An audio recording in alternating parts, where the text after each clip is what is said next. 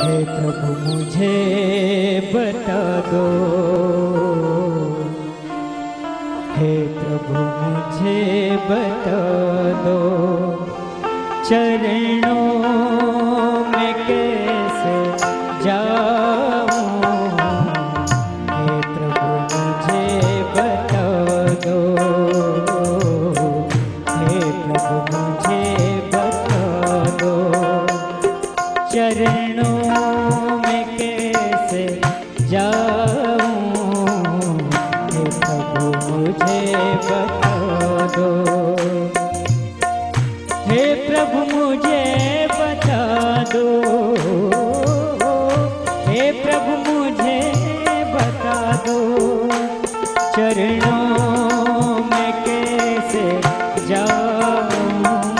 हे प्रभु मुझे बता दो।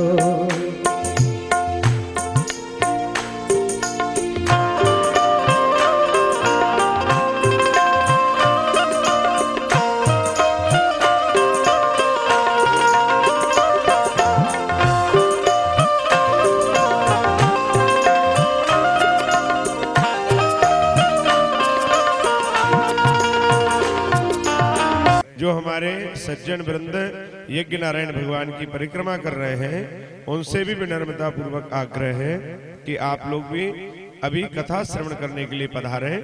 फिर प्रदोष काल में 4 बजे से आप परिक्रमा लगाइएगा। शीघ्र व्यास जी महाराज पूज्य गुरुदेव भगवान व्यास आसन पर विराजमान हो चुके हैं। भगवान शिव की आरती प्रारंभ हो रही है। ओम इदकुं हविः प्रजननं मे अस्तु दशवीरगुं सर्वगणगुं सतये आत्मशन् प्रजा लोकशन्नभयशनियग्निः प्रजां बहुलं मे करोत्वन्नं पयोरेतो अश्माशुधत्ता। ओम जय शिव ओंकार, बोले हर भज ओंकार। ब्रह्मा विष्णु सदा शिव, भोले भोलेनाथ महाशिव। अर्धांगी ओम हर हर हर महादेव।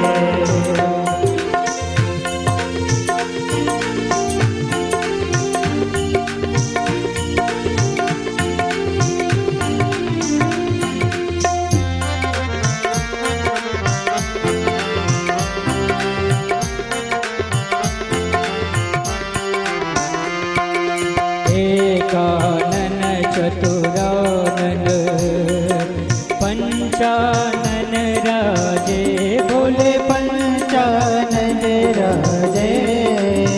हंसासन गरुड़ासन, हंसासन गरुड़ासन। ऋषवाहन सोजे, ओम हर हर हर महादेव। दो भुज चार चतुर भुज, 10 भुज ते सोहे, भोले 10 भुज ते सोहे। तीनों रूप निरखता, शंकर रूप निरखता। त्रिभुवन जन मोहे, ओम हर हर हर महादेव।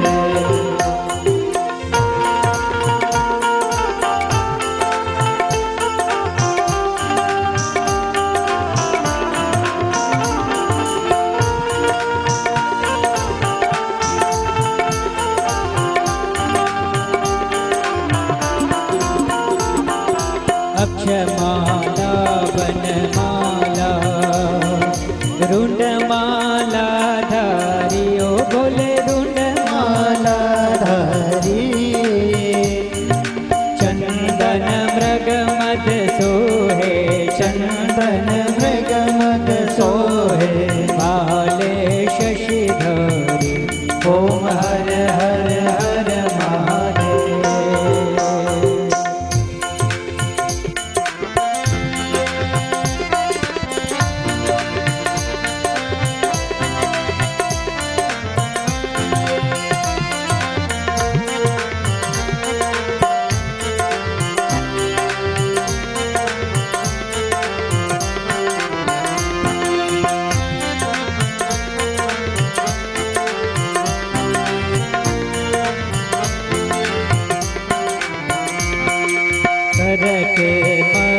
कमंडलु चक्र त्रिशूल धरता, बोले चक्र त्रिशूल धरता। जग करता जग हरता, जग करता दुख हरता, जग पालन करता, ओम हर हर हर महादेव। ब्रह्मा विष्णु सदा शिव जानत विवेका, भोले जानत अविवेका। प्रणवाक्षर के माथे, ओम अक्षर के माथे, यह तीनों एका, ओम हर हर हर महादेव।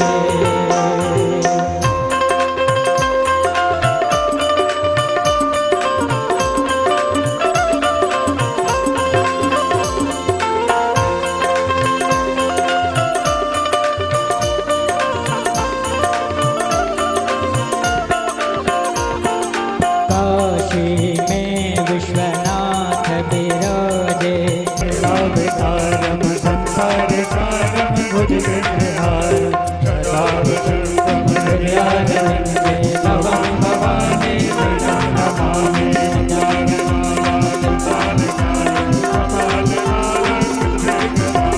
दिगंबराय दिगंबराय नमः शिवाय नमः शिवाय। त्वमेव माता सविता त्वमेव, त्वमेव बन्धु जगता त्वमेव, त्वमेव विद्या जगतं त्वमेव, त्वमेव शरणं मम देवदेव। अच्युतं केशवं राम नारायणं कृष्ण दामोदरं वासुदेवं भजे। श्रीधरं माधवं गोपिका वल्लभं जानकी नायकं रामचन्द्रं भजे। हरे राम राम राम हरे हरे, हरे कृष्ण कृष्ण कृष्ण हरे हरे, हरे राम राम राम हरे हरे, हरे कृष्ण कृष्ण कृष्ण हरे हरे।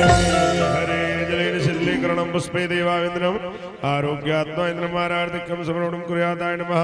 वैदिक मंत्र पुष्पांजलि। ओम यज्ञेन यज्ञमय जन्त देवास्तानि धर्माणि प्रथमान्याषण्णादेहनाकं महिमानः सचन्द्रयत पूर्वेशाद्याः शक्ति देवाः। ओम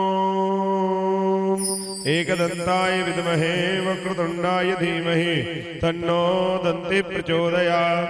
ओम गणम्बिकायै च विद्महे कर्मसिद्धियै च धीमहि तन्नो गौरी प्रचोदयात्। ओम रामदूताय विद्महे वायुपुत्राय धीमहि तन्नो हनुमत् प्रचोदयात्। ओम रुद्रदेहाय विद्महे मेघलकन्निकाय धीमहि तन्नो रेवः प्रचोदयात्। ओम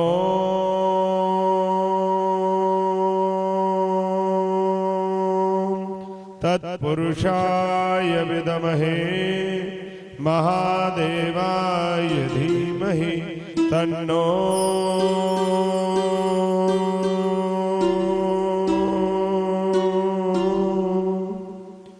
रुद्रः प्रचोदयात्।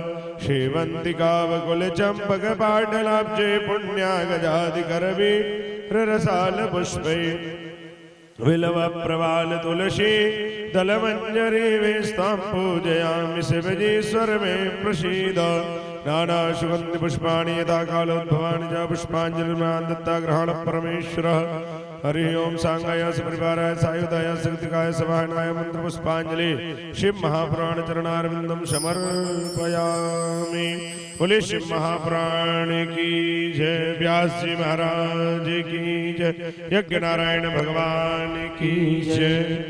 बड़े ही परम सौभाग्य का विषय है शिव शक्ति महायज्ञ एवं शिव महापुराण ज्ञान यज्ञ के सप्तम दिवस की वेला मैं पूजनीय गुरुदेव भगवान व्यासपीठ पर विराजमान होकर हमको शिव महापुराण की मंगलमयी कथा श्रवण कराने की कृपा करेंगे। हमारे मध्य स्वागत वेला के लिए मैं सर्वप्रथम यज्ञ सम्राट, वेदों के ज्ञाता, ब्राह्मणों के प्रति बड़ा ही स्नेह रखने वाले, संतों के चरणों में श्रद्धा का सदैव भाव रखने वाले ऐसे हमारे वरिष्ठ आचार्य वेदाचार्य श्री राम भैया कोठरा से यहाँ पर पधारे हैं। वर्तमान भोपाल में निवास करते हैं। आपकी बड़ी महती कृपा हुई। व्यास जी महाराज को प्रणाम करके मंगल में आशीर्वाद ग्रहण करके और हम सभी पर अपना आज 7वां दिवस है। 7वें दिवस की कथा का आप लाभ लें पूज्य गुरुदेव जी से। और गुरुदेव का स्वागत के लिए हमारे भोपाल से ब्राह्मण देवता पधारे हुए हैं, उनसे निवेदन है पूज्य गुरुदेव जी का स्वागत करें। भगवान सिंह जी, मीना जी, हमारे चाचा जी पधारे, उनसे भी निवेदन है वो आए, पूज्य गुरुदेव जी का स्वागत करें।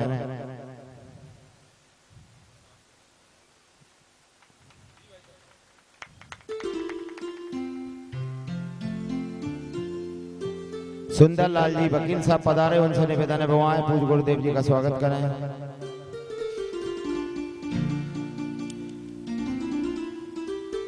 रघुवंशी जी सावलगढ़ पधारे, उनसे भी निवेदन है वो भी आए, पूज्य गुरुदेव जी का स्वागत करें।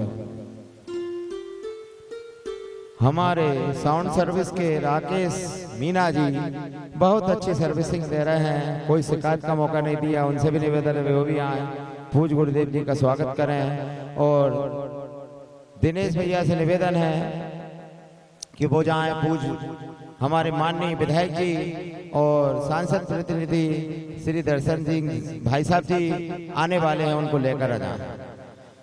परशुराम पटेल जी से निवेदन है वो संगीत वालों का स्वागत करें, संगीत वाले को स्वागत करें। और जो मूल पाठ पे बैठे ब्राह्मण देवता उनका स्वागत करें। कन्हैया लाल जी से निवेदन है वो मूल पाठ पे हमारे ब्राह्मण देवता बैठे, उनका स्वागत करें। परशुराम जी पटेल संगीत वालों का स्वागत करें। हरिचरण पर राधे से पधारे, उनसे निवेदन में आए, पूज्य गुरुदेव जी का स्वागत करें।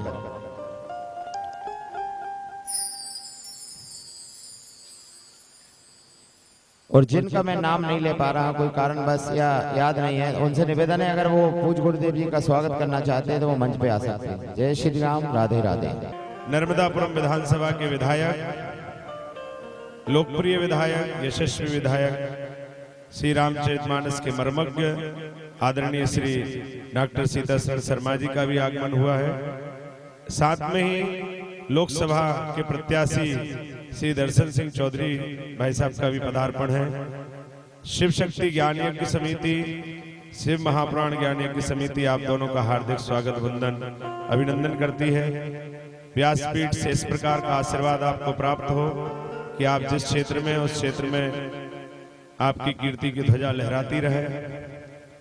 जो यज्ञ नारायण भगवान की परिक्रमा और यत्र तत्र विराजित भक्त हैं वो शीघ्र अतिशीघ्र यज्ञ कथा पंडाल में पधारें और पूजनीय व्यास जी का आशीर्वाद ग्रहण करके अपने जीवन को धन्य व सफल बनावें। हमारे प्रिय स्नेही आदरणीय विधायक जी श्री दर्शन सिंह चौधरी साहब व्यास जी का पूजन करते हुए व्यासाय विष्णु रूपाय व्यास रूपाय विष्णवे नमो वै ब्रह्म विधये वासिष्ठाय नमो नमः। ध्यान मूलम गुरुर्मूर्ति पूजा मूलम गुरुपदम मंत्र मूलम गुरुर्वाक्यम मोक्ष मूलम गुरु कृपा।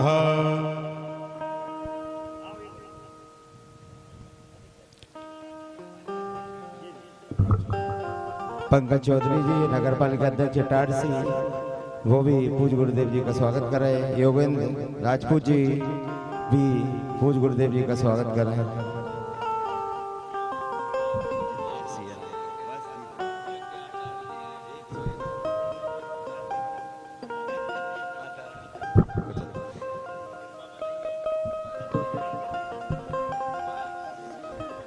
जय किशोर चौधरी जी आए हुए हैं, उनसे भी निवेदन है पूज्य गुरुदेव जी का स्वागत करें।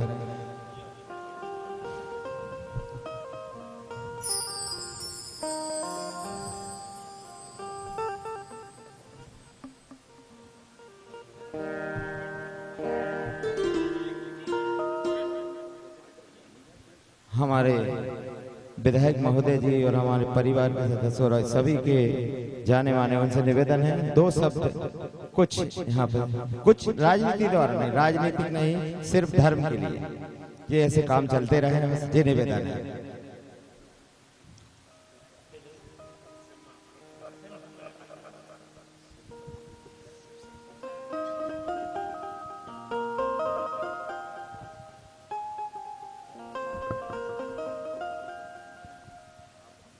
व्यासपीठ पर विराजमान पूज्य स्वामी चंद्रशेखरन जी महाराज, यज्ञाचार्य आचार्य अजय जी हमारे साथ आए, हमारे लोकसभा क्षेत्र के भारतीय जनता पार्टी के प्रत्याशी आदरणीय दर्शन सिंह जी चौधरी साहब, उपस्थित सभी श्रद्धालु भक्तजन, आदरणीय बहनें, आज शिवरात्रि के दिन आज हमको यज्ञ में भी आने का अवसर मिल गया और हमारे प्रत्याशी को भी यज्ञ में आने का अवसर मिल गया और पूज्य आचार्य जी के दर्शन करने का, उनको प्रणाम करने का अवसर मिला।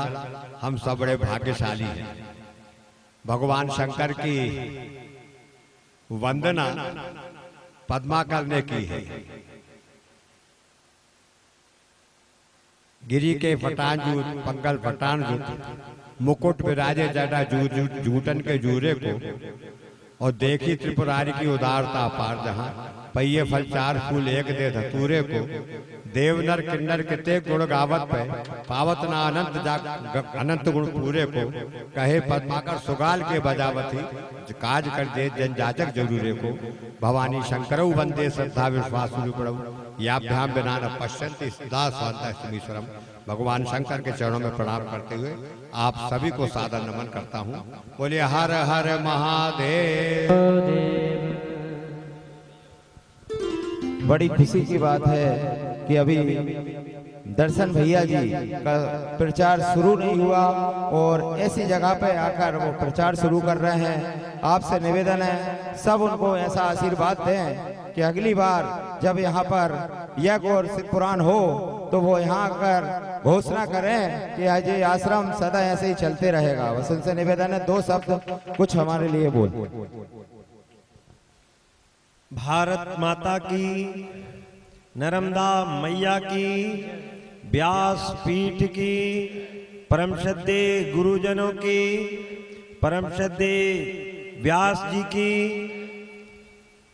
आज इस पावन प्रांगण को नमन वंदन करते हुए, यज्ञ नारायण भगवान को नमन वंदन करते हुए, इस भागवत पीठ में जो हम सबको कथा के माध्यम से अपने मुखारविंद से कथा सुना रहे हैं, मैं दावा करता हूं कि इस कथा के श्रवण से आपका ई लोक नहीं परलोक भी आपका सिद्ध होगा। ऐसे संतों को और संत जन यहाँ पर आते भी जा रहे हैं, उन गुरुओं के चरणों में भी नमन वंदन।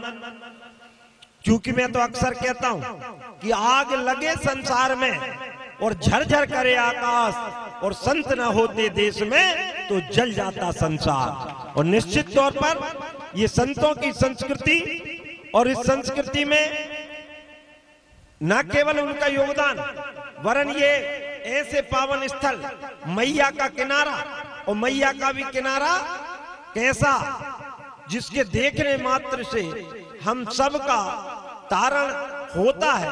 मैं उस मैया के चरणों में नमन वंदन करता हूँ। इस आश्रम में मैं कोई आज नहीं आया, कई बार आया हूँ। दिनेश जी हमारे हैं ही, हमारे सौभाग्य से हमारे लोकप्रिय विधायक डॉक्टर सीता शरण जी शर्मा और हमारे अन्य पदाधिकारी यहाँ पर उपस्थित हैं। क्योंकि ये तो धार्मिक मंच, लेकिन एक बात जरूर आपसे पूछूंगा, माताएं बहनें बैठी पर्याप्त मात्रा में, शिवरात्रि का दिन है और शिवरात्रि का अर्थ ही सबको समा लेना है, सबका कल्याण होना है।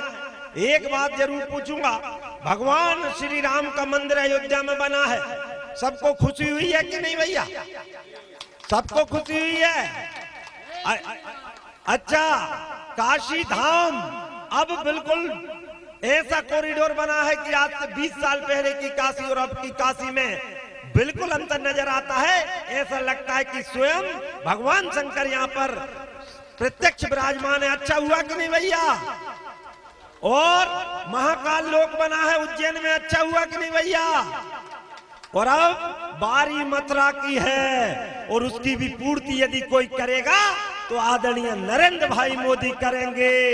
इसलिए यदि राम राज्य की कल्पना कर रहे हो तो मैं नहीं कह रहा, गोस्वामी जी लिख के गए, गुरु जी सुनाते होंगे। आप सुंदरकांड बहुत पढ़ते हो, मैं कहता हूं उत्तरकांड पढ़ो। उत्तरकांड में लिखा है कि राम राज्य बैठे त्रिलोका और हर्षित भय गए सब शोका, वैर न कर काहू सन कोई, राम प्रताप विषमता खोई, दैहिक दैविक भौतिक तापा, राम राज्य काहू ही नहीं व्यापा, सब नर करहीं परस्पर प्रीति, चलहीं स्वधर्म नीति श्रुति नीति, नहीं दरिद्र कोई दुखी न दीना, नहीं कोई अवधन लक्षण हीना, और कृषि संपन्न सदा रहे धरनी, और त्रेता भई सतयुग के करनी।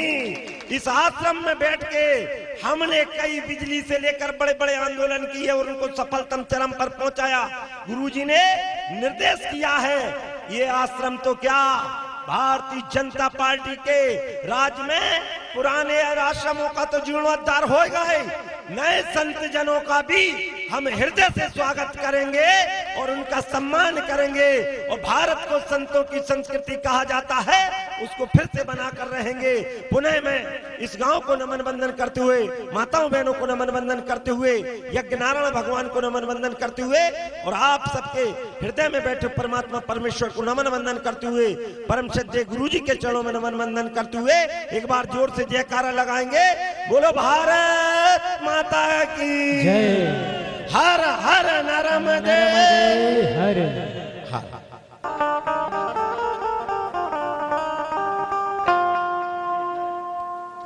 पूज गुरुदेव जी के सुकृत ये मंच किया जाता है और वो सभी को अपनी कथा से सबको लाभ प्राप्त है। जय श्री राम, राधे राधे।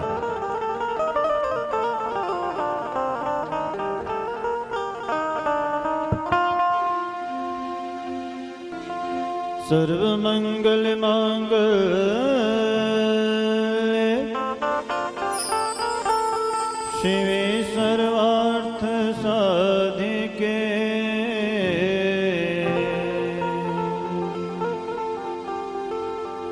शरण्ये त्र्यंबके गौरी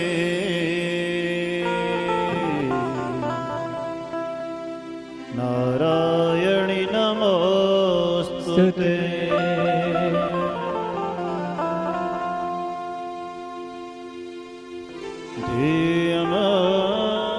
सदा परिभवन् मभीष्टदोहम्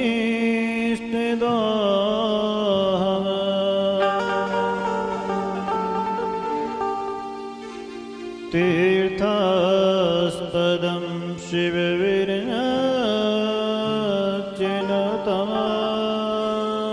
शरण्यम्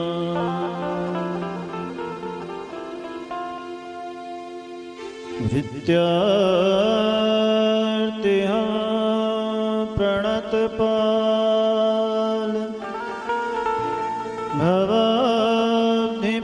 भवाब्धिपोतम वन्दे महापुरुष ते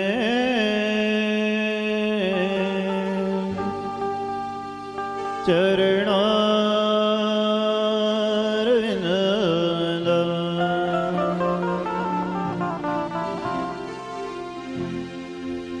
बंसी विभूषित करा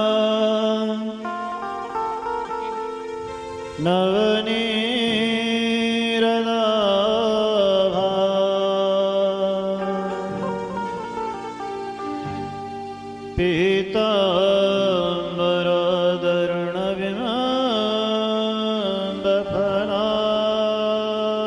पीताम्बरधरणविमानफलाधरोष्ठा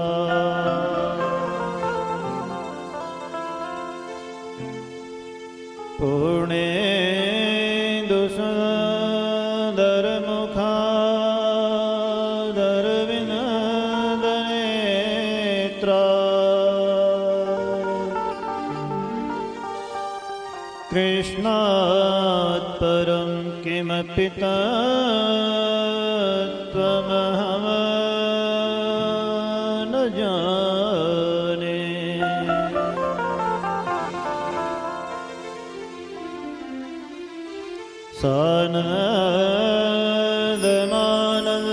सानन्दमानन्दवने वसन्तम्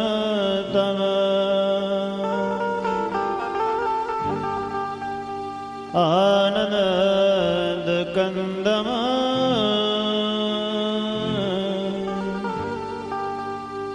हत पाप वृंदम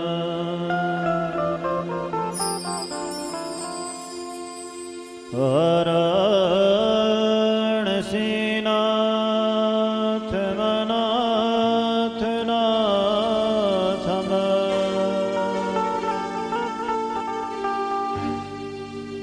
श्री विश्वनाथम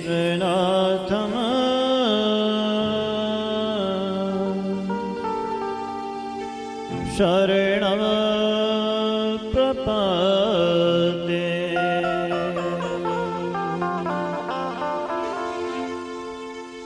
श्री विष्णुनाथम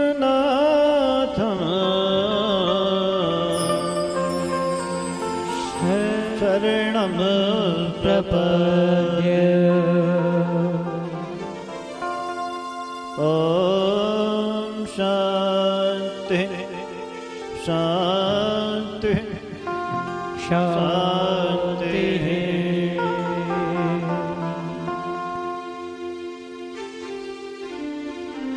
अकारण करुण वर्णालय कर्तुम अकर्तुम अन्यथा कर्तुम सर्वसमर्थ अनंत कोट ब्रह्मांड नायक परब्रह्म परमात्मा आशुतोष अवडरदानी भूत भावन भगवान श्री काशी विश्वनाथ महादेव जी,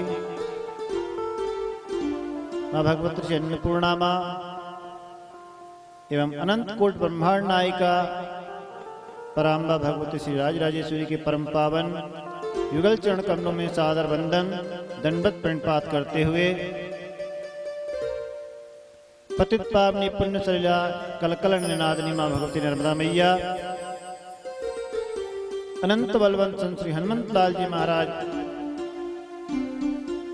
एवं श्री शिव शक्ति महायज्ञ में शिव पुराण महायज्ञ में आवाहित समस्त देवी देवताओं का स्थान देवता ग्राम देवता सभी का वंदन करते हुए स्मरण करते हुए प्रातः स्मरणीय अर्चनीय वंदनीय परम पूज्यपाद ब्रह्मलीन श्री सद्गुरुदेव महाराज श्री तपमूर्ति जी महाराज श्री के श्री चरणों का सादर वंदन स्मरण करते हुए जिनके त्याग एवं तपस्या जिनके संकल्प से यह शिव शक्ति महायज्ञ एवं शिव महापुराण कथा का 9 दिवसीय आयोजन जो हम लोगों को प्राप्त हुआ, ऐसे परमादरणीय बीतराग संत श्री बादाम गिरी जी महाराज, समस्त संत वृंद, यज्ञाचार्य के रूप में हमारे पंडित श्री अजय दुबे जी, समस्त विप्रवृंद, मंच पर विराजमान हमारे समस्त संगीतक वृंद, इस शिव महापुराण कथा का जो अपनी वीडियो रिकॉर्डिंग के द्वारा यूट्यूब लाइव चैनल पर अपना प्रसारण कर रहे हैं, ऐसे सम्मानित श्री मीना जी, श्री शिव शक्ति साउंड वाले भैया मीना जी, वो भी मीना जी ही है, शिव शक्ति महायज्ञ के वर्णित दीक्षित समस्त यजमानगण, समस्त समिति के पदाधिकारीगण कार्यकर्तागण जो अथक प्रयास से अपना इस सेवा भाव समर्पित कर रहे हैं, ग्राम बरंडुआ, रंढाल, तालनगरी, पालनपुर, समस्त आसपास क्षेत्र से आए हुए, समीपस्थ दूरस्थ अदर स्टेट से भी आए हुए सभी सुधी संस्कारी भगवत चरण अनुरागी भगवत कथा रस रसिक श्रोताबिंद एवं भगवती शक्ति स्वरूपा मातृबिंद, परमात्मा की हम सब पर असीम अनुकंपा कृपा है कि आज शिव महापुराण जो है शिवरात्रि पर्व, सर्वप्रथम तो आप सभी लोगों को शिवरात्रि महापर्व की बहुत बहुत शुभकामनाएं, मंगल कामनाएं। देवादिदेव महादेव आप हम सब पर इस प्रकार कृपा बना रखे, अपना कल्याण प्रदान करते रहें, सभी लोग कल्याण के भागी बने। तो ऐसे इस परम पावन शिवरात्रि के पर्व के उपलक्ष्य में यह आयोजन हम सबको प्राप्त हुआ। आज की 7वें दिवस की कथा में हम लोग प्रवेश करें, इससे पूर्व अपने मन और वाणी को पवित्र करने के लिए भगवान का मंगलमय नाम का आश्रय लें, फिर उसी नाम से प्राप्त शक्ति के द्वारा हम अपनी वाणी के द्वारा कुछ बोल सकें। आप उसे श्रवण कर ग्रहण करके अपने जीवन में परम मंगल बना सके, अपने जीवन को परमात्मा हम सबको शक्ति प्रदान करें। तथा भाव के साथ भगवान नाम। जय जय शिव शंभो हर हर शिव शंभो। जय जय शिव शंभो हर हर शिव शंभो। जय जय शिव शंभो हर हर शिव शंभो। जय जय शिव शंभो हर हर शिव शंभो। सभी गाएं। जय जय शिव शंभो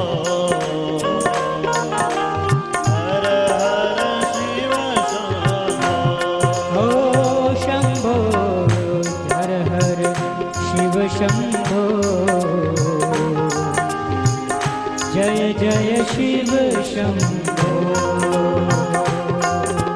जय शंभो जय शंभो हर हर भोले जय शंभो। ओ शंभो जय शंभो। सभी लोग बड़े भाव से जय शंभो ताली बजाते हुए हर हर भोले जय शंभो।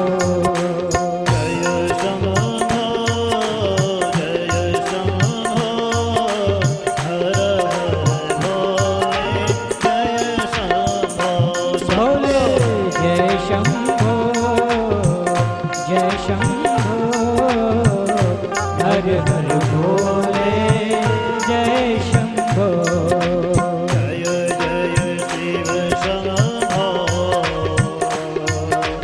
हर हर शिव शंभो। जय जय शिव शंभो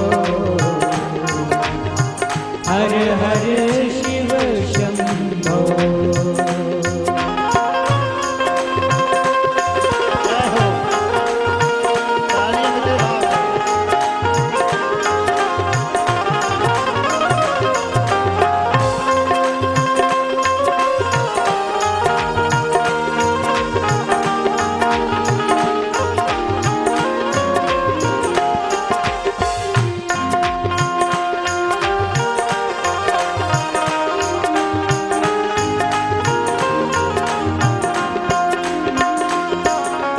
जय गंगाधर जय शंभो।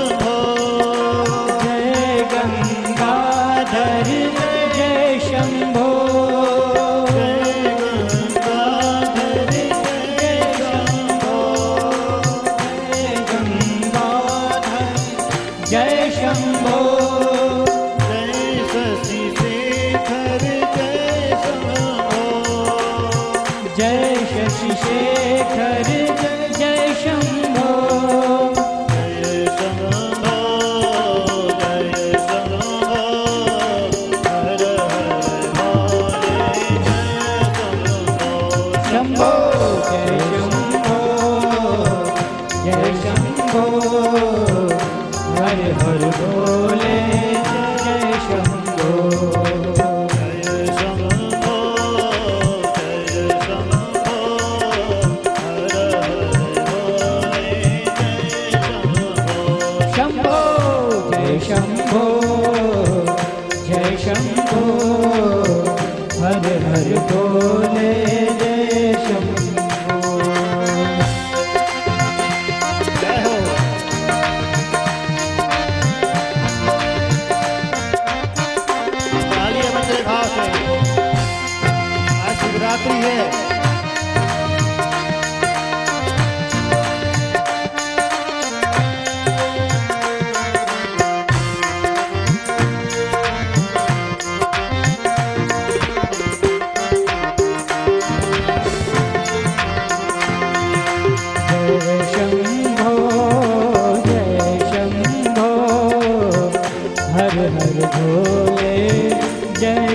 शंभो जय सोमेश्वर जय शंभो जय सोमेश्वर जय शंभो जय सोमेश्वर जय शंभो जय सोमेश्वर जय शंभो जय नागेश्वर जय शंभो जय नागेश्वर जय शंभो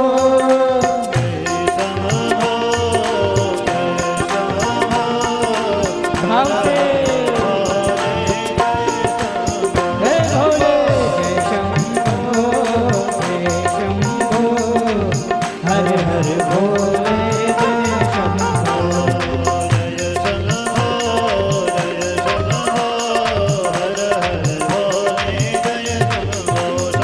जय शंभो जय शंभो हर हर भोले जय शंभो जय शंभो जय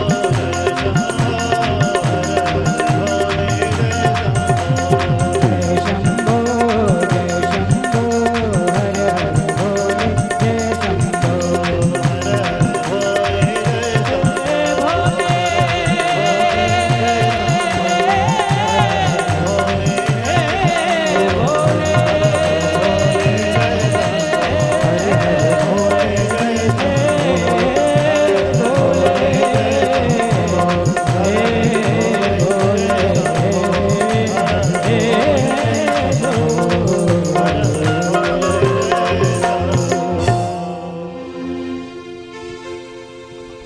बोले शंकर भगवान की जय श्री काशी विश्वनाथ भगवान की जय श्री अन्नपूर्णा माता माता की की जय श्री राजराजेश्वरी मैया की की जय श्री नर्मदा मैया की की जय श्री यज्ञनारायण भगवान की जय श्री हनुमान जी महाराज महाराज की जय श्री सद्गुरुदेव भगवान की जय श्री सब संतों की जय सब विप्रों की जय सब भक्तों की की जय जय जय श्री श्री राधे राधे हर हर महादेव। महादेव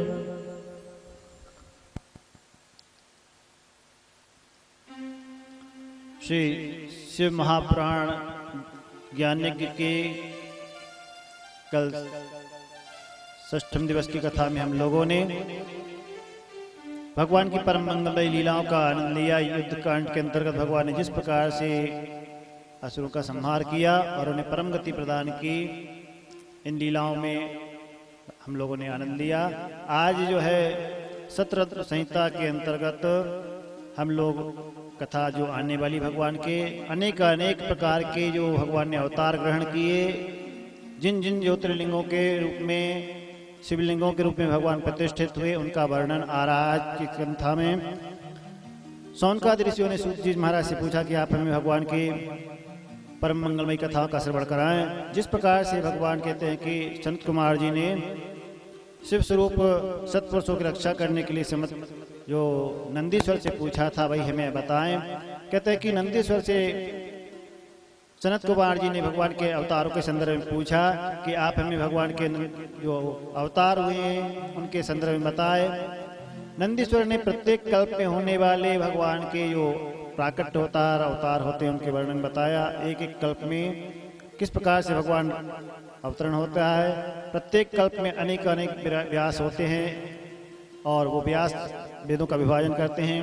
भगवान महादेव के अष्ट मूर्तियों का वर्णन करते हैं कि भगवान शिव जो है, जो शिव महिमा में भी आप लोग भव सर्वो रुद्र आदि करके स्तोत्र बोलते हैं, वहीं पर कहते हैं कि यहाँ भी भगवान की अष्ट मूर्तियों का वर्णन करते वो है सर्वो भवस तथा रुद्र उग्रो भीम पशुपति ईशानश्च महादेव मूर्त्यष्टक विस्तृता। भगवान शिव के कहते कि अष्ट मूर्तियों में जो है सर्व भव रुद्र उग्र भीम पशुपति ईशान और महादेव, ये भगवान की अष्ट मूर्तियां मानी जाती है। आप लोगों ने भगवान के शिवलिंग जो अष्टमुखी शिवलिंग का दर्शन किया होगा कहीं, जो लोग मंदसौर पशुपतिनाथ में गए हों, वहाँ बहुत बड़े शिवलिंग विराजमान है। शिवना नदी के किनारे पर अपने सिर से भी ऊंचे महादेव हैं। अष्टमूर्ति हैं उनके, अष्टमुखी महादेव हैं वो। तो वो अष्टमुखी महादेव इन्हीं अष्टमूर्तियों के प्रतीक में उनके जो अष्टमुख माने जाते हैं। ऐसे भगवान महादेव कहते हैं कि अष्टमूर्ति वाले विराजमान होकर के भक्तों पर अनुग्रह करते हैं। पूर्व काल में जब ब्रह्मा जी महाराज ने कहते हैं कि सृष्टि कार्य के लिए तप किया था, तब भगवान महादेव ने अर्धनारीश्वर का रूप में आकर के, माने आधे भाग में महादेव शिव जी और आधे भाग में माता पार्वती, ऐसे अर्धनारीश्वर, दक्षिण भाग में महादेव, वाम भाग में माता पार्वती, ऐसे अर्धनारीश्वर होकर कहते हैं कि ब्रह्मा जी को दर्शन दिया था। अर्धनारीश्वरो भूत्वा गतो ब्रह्मांतिकम हरः, ब्रह्मा जी के पास में गए और ब्रह्मा जी कहते हैं कि इस प्रकार से भगवान महादेव ने सृष्टि करने का सामर्थ्य प्रदान किया और ब्रह्मा जी ने भगवान महादेव की कृपा से सृष्टि कार्य प्रारंभ किया। नंदीश्वर अपने जो है स्वयं के संदर्भ में बताते हैं कि भगवान के जो किस प्रकार से अनेक अनेक अवतार होते हैं, प्रकट होता है। कहते हैं पूर्व काल में नंदीश्वर कहते हैं कि मैं खुद भगवान के गण कैसे बना, अपने स्वयं की आत्मकथा के संदर्भ में बता रहे हैं पूर्वजन का, कि पूर्व काल में एक सिलाद नामक मुनि थे। वो सिलाद मुनि जो है बड़े तपस्वी थे, भगवान देवाधिदेव महादेव के भक्त थे। उनके यहाँ पर पुत्र नहीं था और उन्होंने पुत्र प्राप्ति के लिए दीर्घ काल तक तप किया। जब उन्होंने तप किया तो कहते हैं कि देवराज इंद्र उन्हें दर्शन देने के लिए आए और देवराज इंद्र ने उनसे कहा कि तुम मुझसे वर मांगो, क्या वर मांगना है, क्या तुम्हारी इच्छा है। तो सिलाद मुनि ने कहते हैं इंद्र से कहा, शतकृतो सुरेशान संतुष्टो यदि मे प्रभो अयोनिजम मृत्यु होनम पितरम इच्छामि सुव्रतम। यदि आप मुझ पर प्रसन्न हैं तो मुझे अयोनिज पुत्र प्रदान करें, अर्थात जो मातृगर्भ से ना हो ऐसा पुत्र प्रदान करे और मृत्युहीन हो, जिसकी कभी मृत्यु ना हो, ऐसा पुत्र प्रदान करें। तब देवराज इंद्र ने अपने आप को असमर्थ बताया कि मैं ऐसा वर देने में का मेरे अंदर सामर्थ्य नहीं है। लेकिन यदि कहते कि आप भगवान महादेव की आराधना करेंगे और महादेव यदि प्रसन्न हो जाए तो आपकी कामना पूर्ण होगी। कहते किंतु देवेश्वरो रुद्र प्रसीदति महेश्वर सुदुर्लभो मृत्युहीन तब पुत्रो अयोनिजः। बोले तुम्हारा पुत्र जो है अयोनिज भी होगा और दीर्घजीवी भी होगा यदि महादेव की कृपा हो जाए तो। ऐसे पुत्र की प्राप्ति तो मैं महादेव से ही प्राप्त हो सकती है। तब कहते हैं कि सिलाद मुनि ने दीर्घ काल तक महादेव की आराधना की और दिव्य सहर्ष वर्ष तक कहते हैं कि सिलाद मुनि ने जब तप किया भगवान महादेव उनके तप से प्रसन्न हुए और कहते हैं कि भगवान महादेव ने जब दर्शन दिया तो सिलाद मुनि ने कहा कि महादेव आप यदि संतुष्ट हैं तो मुझे अयोनिज प्रदान करें और जो दीर्घ काल वाले हो। कहते हैं यदि महेश यदि तुष्टोसी यदि वा वरदश्च में इच्छामि तत्समम पुत्रम मृत्युहीनम अयोनिजम। मैं आपके समान, जैसे आप अयोनिज हैं, मृत्यु से रहित हैं, ऐसा ही पुत्र को मैं प्राप्त करना चाहता हूँ। भगवान महादेव ने कहते हैं कि वरदान देने के लिए कह दिया और कहा कि तब पुत्रो भविष्यामि नंदी नामना त्वयोनिजनः। मैं स्वयं कहते हैं कि अपने अवतार रूप में तुम्हारे यहाँ पुत्र रूप में होऊंगा, अयोनिज होऊंगा और दीर्घ काल वाला होऊंगा, मृत्यु से रहित होऊंगा। इस प्रकार भगवान महादेव ने स्वयं उन्हें वरदान दिया। समय आने पर सिलाद मुनि के यहाँ पर कहते हैं कि पुत्र उत्पन्न हुआ, उनका नाम कहते हैं कि जो है नंदी रखा गया है, क्योंकि पुत्र उत्पन्न होने से उन्हें आनंद प्राप्त हुआ था, इसी नंदी नाम रखा। और एक बार कहते हैं कि उनके यहाँ पर मित्रा वरुण नामक आए देवगण, तो उन्होंने कहा जब 7 वर्ष का हो गया बालक, बोले तुम्हारा बालक बड़ा सुलक्षण है सब बात, लेकिन जो है कि अब ये अंतिम वर्ष है उसका, आगे मृत्यु होने वाली है इसकी। इस बात को जानकर के कहते हैं कि जो सिलाद मुनि थे बड़े दुखी हुए और नंदीश्वर ने पूछा तो सारा वृतांत बताया। नंदीश्वर ने कहा, कहते हैं पिताजी से कहा कि आप चिंता ना करें, मैं वाले महादेव की आराधना करूंगा, आप मेरे विषय में चिंतित ना हो। न तात तपसा मृत्युम वंचिष्ये में न विद्या महादेव से भजनात्म मृत्याम यस्याम नान्य था।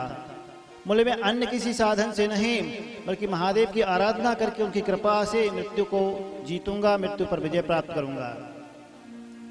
और दीर्घ काल तक कहते हैं कि नंदीश्वर ने भगवान महादेव की आराधना की और नंदीश्वर कहते हैं कि जब तप कर रहे थे उसी समय बाद में वहाँ पर उनके तप से कहते हैं कि भगवान महादेव प्रसन्न हुए। और नंदीश्वर कहते हैं कि जो पंचनद नामक एक स्थान है जहाँ 5 नदियों का संगम है, वहाँ पर जप करने लगे, महादेव का ध्यान करने लगे, कठोर तप करने लगे। और वहाँ पर कहते भगवान की आराधना जब करने लगे तो भगवान महादेव माता पार्वती के सहित वहाँ पर प्रकट हुए। बोलिए शंकर भगवान की जय। और भगवान महादेव की कृपा से बाद में वही नंदीश्वर जो है कहते हैं कि भगवान महादेव ने उन्हें अपने गण के रूप में स्वीकार किया और कहा कि तुम मेरे आज से अभिन्न हो, मेरे गण रूप में रहोगे, सदा मेरा सानिध्य तुम्हें प्राप्त रहेगा। और बाद में कहते हैं कि सुयसा नामक मरुत की कन्या जो उनकी पत्नी हुई, नंदीश्वर ने अपना स्वयं वृतांत जो है सनत कुमार को बताया कि मैंने भगवान महादेव की कृपा से अल्प मृत्यु वाला होने पर भी दीर्घ आयु प्राप्त की, अयोनिज हुआ। और महादेव ने ही कहते हैं कि मुझे मृत्यु से भी बचाया। ऐसे भगवान महादेव जो हो मृत्युंजय महादेव, कालों के विकाल महाकाल है। बोलिए महाकाल भगवान की। सदा शिव सर्व वरदाता दिगंबर हो तो ऐसा हो। सदा शिव सर्व वरदाता दिगंबर हो तो ऐसा हो। शिव वरदाता दिगंबर हो तो ऐसा हो।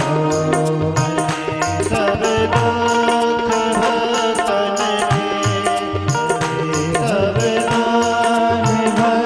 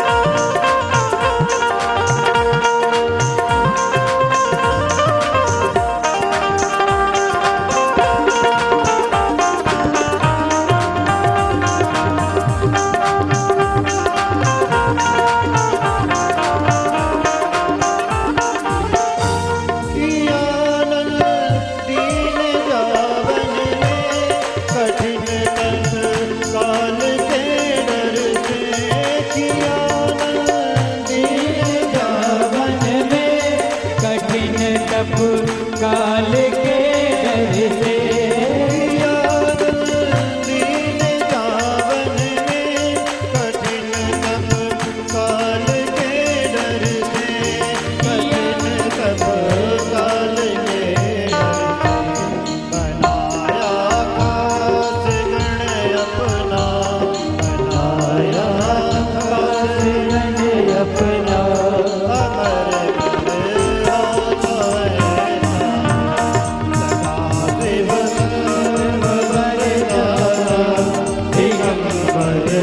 हो तो ऐसा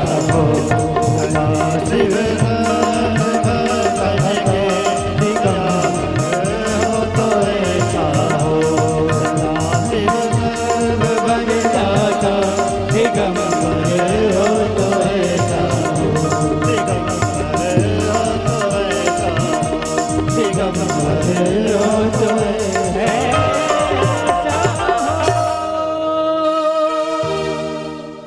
भले शंकर भगवान काशी विश्वनाथ भगवान हर हर महादेव थोड़ा जोर से आज शिवरात्रि है हर हर हर हर महादेव महादेव ऐसे भगवान का जो नंदीश्वर अवतार बताया है भैरव अवतार के संदर्भ में आगे भगवान का जो भैरव अवतार है उन भैरवों में कहते हैं कि भगवान महादेव जो है स्वयं भैरव का अवतार है काल भैरव रूप में कहते हैं कि भैरव पूर्ण रूपो ही शंकर से परात्मनः मूढ़स्त्वाम्बई न विजानाति मोहिता से माया कहते जो अज्ञानी व्यक्ति होते वो भगवान के भैरव अवतार को नहीं जानते हैं कोई साधारण देवता के रूप में मान लेते हैं बाकी वो कहते हैं कि भगवान महादेव का ही अवतार है भैरव अवतार भैरव के अवतार की कथा आप लोगों ने पूर्व काल में सुन चुके हैं कि जब जो भगवान ब्रह्मा जी और विष्णु जी में अपनी अपनी श्रेष्ठता को लेकर के युद्ध हुआ था उसमें ब्रह्मा जी ने असत्य भाषण किया था केतकी के पुष्प को साक्षी बना करके और तब भगवान महादेव की प्रेरणा से भैरवनाथ ने कहते हैं कि ब्रह्मा जी के जो 5वां सिर था उसका शिरच्छेदन कर दिया था उसी समय कहते हैं भगवान का जो है महादेव का भैरव अवतार हुआ था और कहते हैं कि भगवान ने लीला करने के लिए ही उस समय जब उन्होंने ब्रह्मा जी का एक सिर काटा था तो उन्हें ब्रह्म हत्या का एक लोक मर्यादा में स्थापित करने के लिए यद्यपि वो तो स्वयं महादेव ही थे लेकिन उन्होंने भी मर्यादा को स्थापित किया और ब्रह्म हत्या के निवारण के लिए कहते हैं कि उन्होंने सर्वत्र तीर्थों में भ्रमण किया और उस ब्रह्म हत्या से भगवान महादेव ने कहा कि तुम भैरव के पास में पीछे पीछे लगते रहो लेकिन जहां काशी में प्रवेश कर जाएंगे भैरव तब काशी में तुम्हारा प्रवेश नहीं होगा काशी में बोले गंगा ब्रह्म हत्या का प्रवेश नहीं होगा क्योंकि वह काशी जो है संपूर्ण पापों को मुक्त करने वाली है कहते कि या में पूरी मुक्तिपुरी काशी सर्व पापभ्यो पे करियसी आधिपत्यम च तस्यास्ते काल राजम सदैवी और काशी नगरी कहते हैं कि वो भगवान की नगरी है पाप आदि से रहित है और भगवान ने बाद में कहते हैं कि काल भैरव को उस काशीपुरी का अधिपति बनाया वहां का काशी के रक्षक बनाए काल भैरव के दर्शन करने से ही काशी की यात्रा पूर्ण मानी जाती है यदि कोई काशी दर्शन करने जाए विश्वनाथ जी महादेव के दर्शन कर ले अन्नपूर्णा माँ के दर्शन कर ले और काल भैरव के दर्शन ना करे तो अधूरी मानी जाती यात्रा सर्वप्रथम जाकर के ढूंढीराज गणेश पहले द्वार पे पड़ते हैं ढूंढीराज गणेश का दर्शन किया जाता है गंगा स्नान के बाद में और फिर माँ अन्नपूर्णा का पास में ही मंदिर है जो लोग गए होंगे मालूम होगा सबको और बाद में भगवान विष्णु जी का दर्शन किया जाता है फिर काल भैरव का दर्शन करने के बाद ही वो है कहते हैं कि काशी की यात्रा पूर्ण मानी जाती है यदि काल भैरव की दर्शन न किया जाओ तो वह यात्रा अधूरी मानी जाती है और वहाँ पर यदि कोई काशी वास करना चाहे तो काशी के कोतवाल हैं काल भैरव उनकी आज्ञा के बिना कोई वहाँ पर रह नहीं सकता जो साधक वहाँ पर रहना चाहे जो भक्त वहाँ रहना चाहे उन्हें काल भैरव के दर्शन करके उनसे आज्ञा ले करके और उनका जो काले धागे वाला गंडा होता है उसे गले में धारण करके फिर वहाँ पर वास किया जा सकता है इस प्रकार से भगवान महादेव का ही जो कहते हैं काल भैरव के रूप में अवतार हुआ जो अन्य अवतार के अंतर्गत माना जाता है नृसिंह अवतार जब भगवान का हुआ था हिरण्यकशिपु को मारने के लिए, प्रहलाद की रक्षा करने के लिए, तो कहते हैं कि प्रहलाद की रक्षा करने के लिए भगवान प्रकट हुए नृसिंह रूप में। हिरण्यकशिपु को तो मार दिया, लेकिन उनका जो आवेश अवतार होने के कारण शांत नहीं हो रहे थे। सारे देवता उनकी स्तुति कर रहे थे। भागवत में तो वर्णन आता है, आप लोगों ने सुना होगा, सुनते ही रहते हैं कि भागवत में जब भगवान नृसिंह रूप ने धारण करके हुए तो प्रहलाद जी ने, अन्य देवताओं से तो भगवान शांत नहीं हुए प्रार्थना पर, लेकिन प्रहलाद जी ने जब भगवान को प्रणाम किया था तो नृसिंह भगवान प्रसन्न हो गए थे और उन्हें अपनी गोद में ले लिया था। ऐसा भागवत में आप लोगों ने सुना होगा। लेकिन यहाँ पर वर्णन आता है शिव पुराण में कि नृसिंह भगवान का जो आवेश अवतार था वो शांत नहीं हो रहे थे। सारे देवता उनको उस रूप में देख करके भयभीत हो रहे थे। सब लोग देवाधिदेव महादेव के शरण में पहुंचे। देवता लोग, भगवान महादेव ने नंदिकेश्वर को भेजा, वीरभद्र को भेजा वहां पर, कहते हैं कि शांत करने के लिए। लेकिन वीरभद्र ने समझाया, तब भी कहते हैं कि नृसिंह भगवान शांत नहीं हो रहे थे।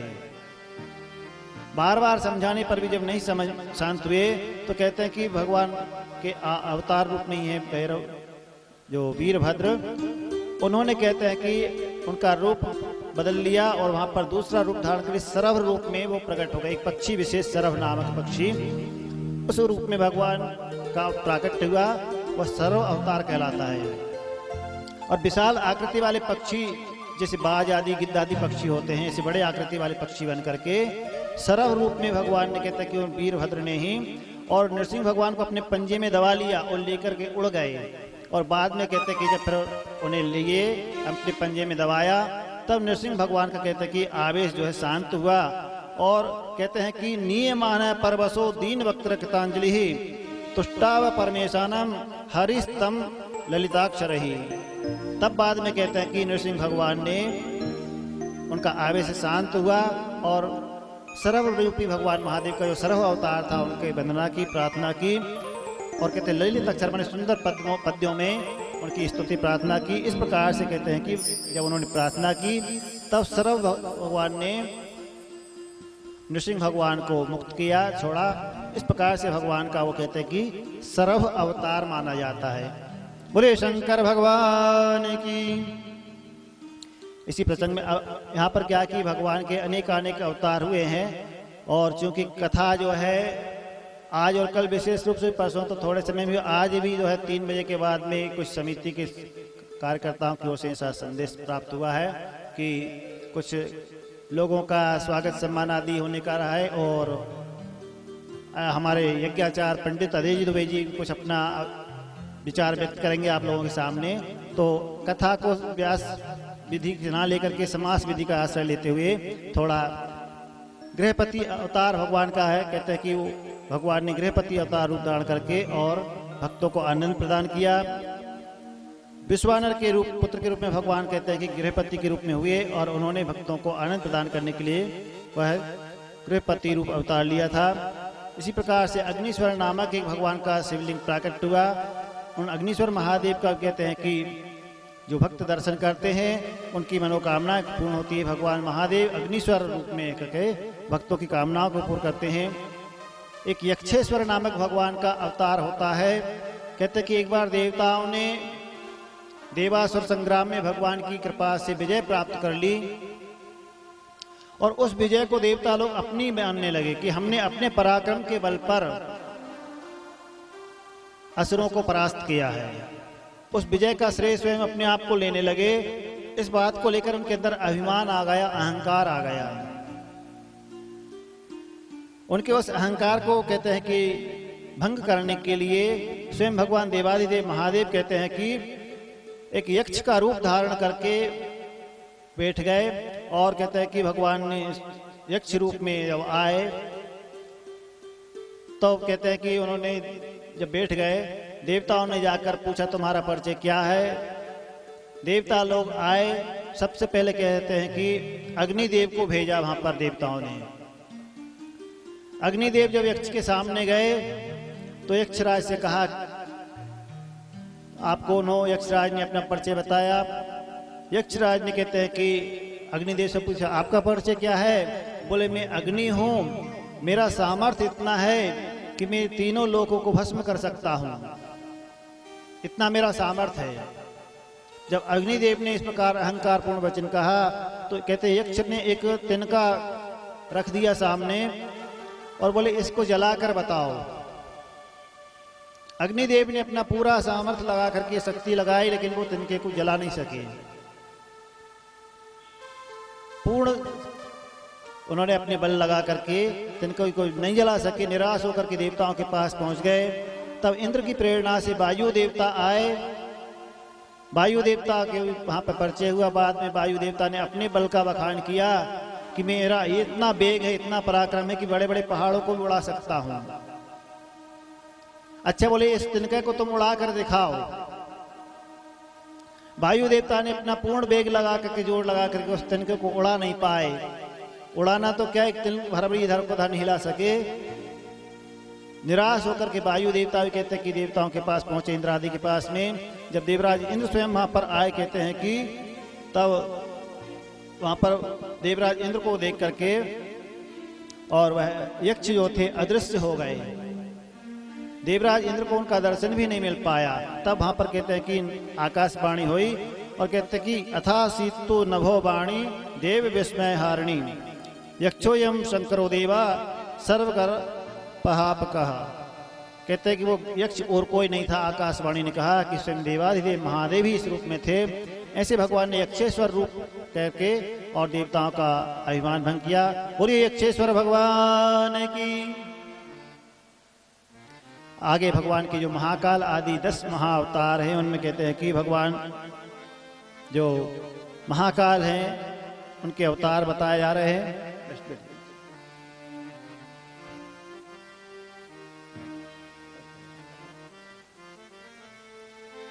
बीच में कथा में विक्षेप न कर, बस वहीं चढ़ा के चले जाए, है ना।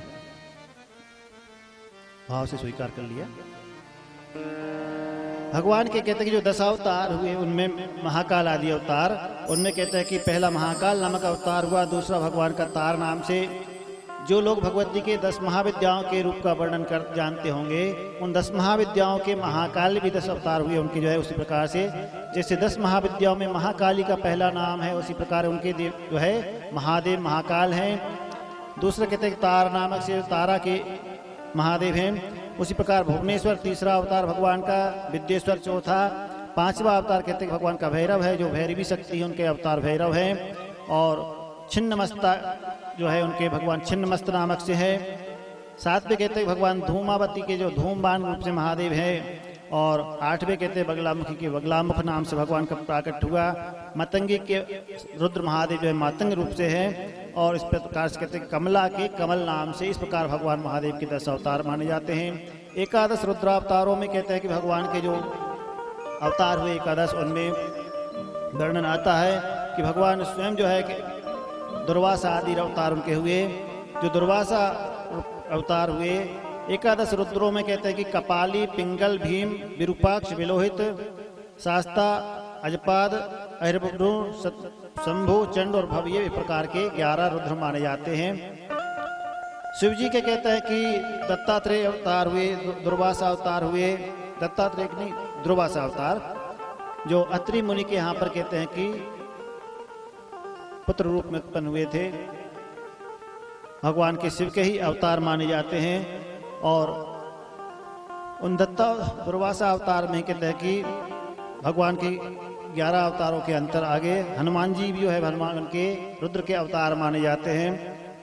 हनुमान जी कहते हैं कि भगवान रुद्र के अवतार जिन्होंने प्रभु श्री राम की सेवा करके और अनन्य भक्तों में कहला प्रभु श्री राम के, ऐसे भगवान का जो हनुमत अवतार माना जाता है। महेश अवतार भगवान का हुआ। बेताल अवतार भगवान महादेव का हुआ। इसके बाद में भगवान ने एक रूप धारण किया जो विश्वेश्वर के नाम से कहा जाता है। वो समुद्र मंथन के समय भगवान का इस प्रकार से प्रकट हुआ था। और इसके बाद में भगवान कहते हैं कि विश्वेश्वर ने जो है जब प्रकट हुए तो विष्णु आदि देवताओं ने उनका स्तवन किया भगवान महादेव का। और उनकी कृपा से कहते हैं कि भगवान ने फिर उन्हें अविष्ट वस्तु प्रदान की। आगे पिपलाद नामक एक का भगवान का अवतार होता है। कहते हैं कि जब दधीचि ऋषि को देवताओं ने निवेदन किया था अपनी अस्थियां प्रदान करने के लिए, और दधीचि ऋषि का कहते हैं कि जब शरीर उन्होंने अपना त्याग कर दिया था, तब बाद में जो है उनकी पत्नी सती होने जा रही थी, उन्हें जब रोका गया कि आप गर्भवती हैं, आप इस प्रकार से, जिनका नाम सुवर्चा था, अभी जो है सती ना हो क्योंकि तुम गर्भवती हो। तब कहते कि सुवर्चा ने जो है बाद में बच्चे को जन्म देने के बाद में एक पीपल के नीचे रख दिया उस छोटे शिशु को, और स्वयं बाद में सती हो गई। पीपल के नीचे उस बालक का लालन पालन हुआ था, इसलिए उनका नाम पिप्पलाद हुआ। जो भगवान महादेव का कहते हैं कि पिप्पलाद नाम से अवतार माना जाता है, और वही पिप्पलाद ने कहते बाद में राजा अरण्य की पुत्री पद्मा के साथ विवाह किया था। भगवान का आगे वैश्यनाथ के अवतार हुआ, जिन्होंने एक गणिका वैश्या की परीक्षा लेने के लिए वैश्य रूप में अवतार लिया था। आगे भगवान का कहते हैं द्विजेश्वर नामक एक अवतार हुआ, और उस अवतार में भगवान ने कहते हैं कि द्विज रूप धारण करके भक्तों को आनंद प्रदान करने के लिए प्रकट हुए। एक अवतार भगवान का यतीश्वर के नाम से हुआ। कहते हैं पूर्व काल में अर्बुदाचल पर्वत पे, माने जो माउंट आबू है उसे अर्बुदाचल पर्वत भी कहते हैं। वहां पर उस पर्वत की तलहटी में एक भील पति पत्नी दोनों रहते थे, दंपत्ति, और वो दोनों भगवान के भक्त थे, महादेव के। बड़े धार्मिक थे, गरीब थे, छोटी सी कुटिया थी, लेकिन सदाचारी थे। एक दिन भगवान उनके प्रेम की परीक्षा लेने के लिए कहते हैं कि आए एक यति माने सन्यासी का रूप धारण करके। उस भील का नाम आहुक था और उसकी पत्नी का नाम आहुका। संध्या का समय था, भील जंगल में गया हुआ था, घर पर उसकी पत्नी थी। उसी समय यति सन्यासी रूप धारण करके भगवान आए। जब उनके द्वार पर आए उसी समय वह भील भी आ गया और कहा भगवान ने, यतीश्वर ने, कि रात्रि विश्राम करना चाहता हूँ, जंगल का रास्ता है, शाम हो गई है, अब कहाँ जाऊंगा, आप लोग मुझे आश्रय प्रदान करें। कहते हैं कि उस भील ने कहा हाथ जोड़कर, महाराज मेरे अहो भाग्य जो आप जैसे महापुरुष पधारे हैं, लेकिन मेरी कुटिया में इतनी जगह नहीं है कि इसमें आपका भी निर्वाह हो सके, आप भी रात्रि बिता सके। छोटी सी कुटिया, हम दोनों ही पत्र रहते हैं इसमें। तो यतीश्वर ने कहा कि ठीक है, कोई बात नहीं, मैं चला जाता हूँ। लेकिन उसकी पत्नी जो थी आहुका, वह बहुत श्रद्धावान थी, श्रद्धामयी थी। उन्होंने अपने पति से कहा कि यह उचित नहीं है, हमारे यहाँ अतिथि रूप में महात्मा आए हैं, यदि इन्हें इस प्रकार से निराश लौटा देते हैं तो कहते हैं कि इसका दोष लगता है। शास्त्र में कहा गया है कि अतिथिर यस्य भग्नासो गृहात् प्रतिनिवर्तते स तस्मै दुष्कृतम दित्वा पुण्यमादाय गच्छति। बोले किसी गृहस्थ आश्रमी के घर से यदि कोई अतिथि आकर के निराश होकर लौट जाए, खाली हाथ यदि लौट जाता है, आप लोग सभी गृहस्थ आश्रमी, आप लोगों को जानना चाहिए, अतिथि शब्द का मतलब ये नहीं कि हमारे मेहमान जो रिश्तेदार हों वही अतिथि हैं। अतिथि का मतलब जिसका कोई आने का समय निश्चित ना हो, निर्धारित ना हो, और वो चाहे हमारा परिचित हो या अपरिचित हो, यदि कोई भी आता है अपने यहाँ पर तो उनका यथासंभव स्वागत करना चाहिए, आतिथ्य स्वागत करना चाहिए। भोजन के समय भोजन, चाय पानी आदि जो भी आप जैसा स्वागत करते हैं अपने मेहमानों का, उसी प्रकार से अतिथि देवो भव की भावना से घर आए हुए अतिथि का सत्कार करना चाहिए। ना जाने किस रूप में नारायण मिल जाए। तो कहा कि यदि कोई गृहस्थ आश्रमी के घर से अतिथि निराश होकर लौट जाता है तो वह अपने जो भी ज्ञात अज्ञात उसके पाप कर्म है उस गृहस्थ आश्रमी के घर पर छोड़ करके उसके पुण्य कर्मों को लेकर चला जाता है। स तस्मै दुष्कृतम दत्वा, माने अपने पाप कर्मों को दे करके और पुण्य मादाय गच्छति, पुण्यों को लेकर चला जाता है। इसलिए गृहस्थ आश्रमी का कर्तव्य है कि वह अपने यहाँ पर आए हुए अतिथि का यथासंभव आतिथ्य सत्कार करे, उनका पूजन करे, सत्कार मान सम्मान करे। कुछ नहीं तो आप उनके मधुर वचन के द्वारा तो स्वागत कर ही सकते हैं। आइए बैठिए, इतना भी उनसे यदि आप मधुर वचन बोल देते, आतिथ्य सत्कार हो जाता, वाणी के द्वारा भी स्वागत हो जाता है। यदि आप उनके खूब सत्कार करें, मन में प्रेम नहीं हो, भाव ना हो, तो वो सत्कार स्वागत उसका ठीक नहीं माना जाता है। आवत ही हर्षे नहीं, नेनन नहीं स्नेह, तुलसी तहा न जाइए कंचन वर्षे में। यदि कोई अतिथि आए और उनसे हमने प्रेम से भाव से यदि आइए आव भगत नहीं की तो कहते हैं इसी जगह पर नहीं जाना चाहिए। इसलिए गृहस्थ आश्रमी का कर्तव्य है कि वो ज्ञात अज्ञात जो भी आ जाए अतिथि रूप में अपने यहाँ उनका सत्कार करे।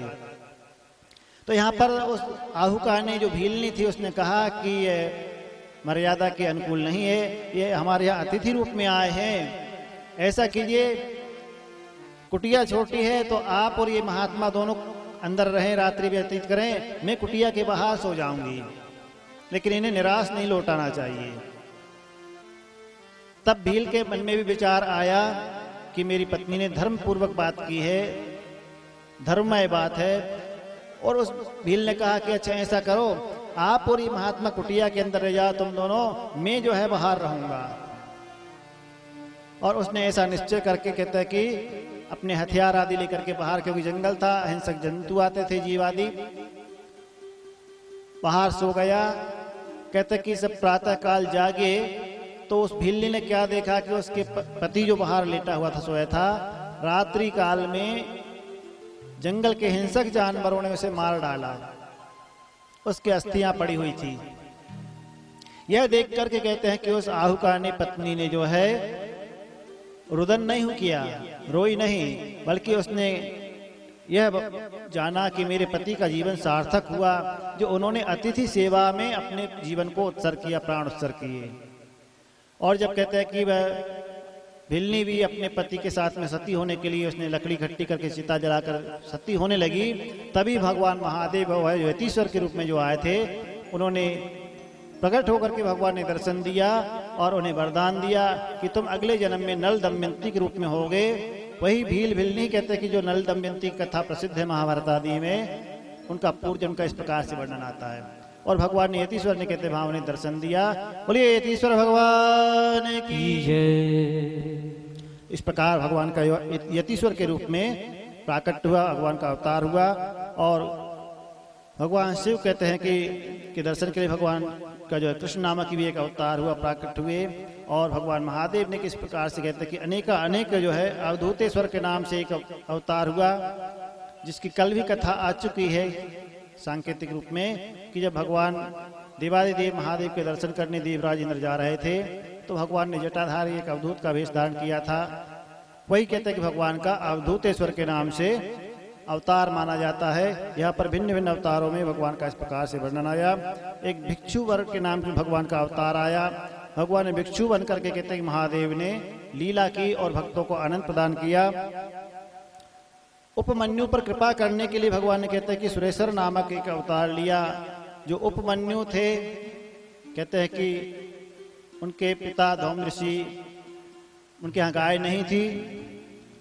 उपमन्यु ने एक बार अपने मामा के यहाँ जा करके वहाँ पर दूध पिया गाय का। जब अपने घर आए तो माँ से कहा मुझे दूध चाहिए।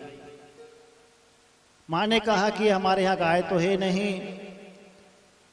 अब बालक छोटा जिद पड़ गया कि दूध चाहिए, तो दूध पिलाने के लिए माँ ने क्या किया कि आटा घोल करके थोड़ा सा पानी में और बालक के सामने रख दिया कि ये लो दूध पी लो।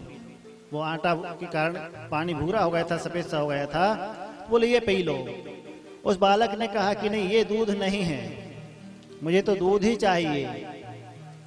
तब माता ने कहा कि हमारे यहाँ पर गाय तो है नहीं, हमारे पास कोई धन आदि भी नहीं है। अब तुम्हें यदि बोले दूध चाहिए तो भगवान महादेव की आराधना करो, उन्हीं की कृपा से तुम्हें दूध प्राप्त हो सकता है। तब कहते हैं कि भगवान ने की आराधना की उपमन्यु ने, और उन्हें कहते हैं कि भगवान महादेव उनके यहाँ पर बाद में पहले दर्शन देने आए और भगवान ने उन्हें क्षीर समुद्र के रूप में ही दूध प्रदान किया। इस प्रकार से उपमन्यु पर भी भगवान महादेव ने कृपा की।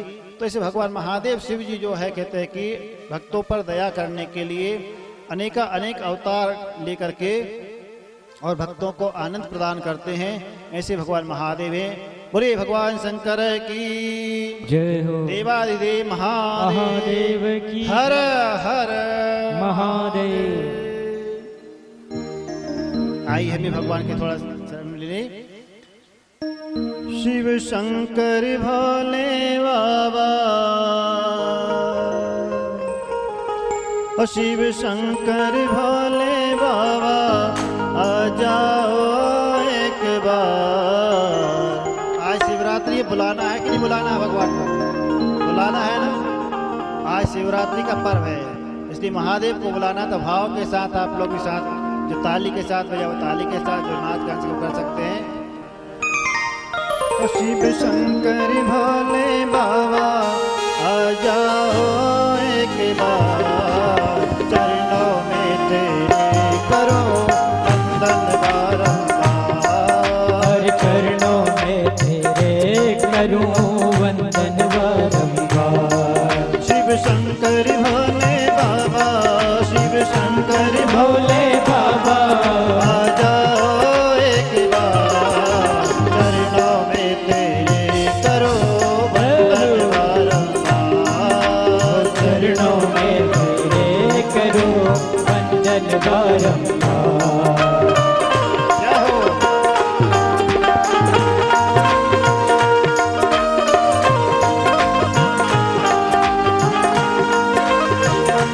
तालियां बजे भाव से।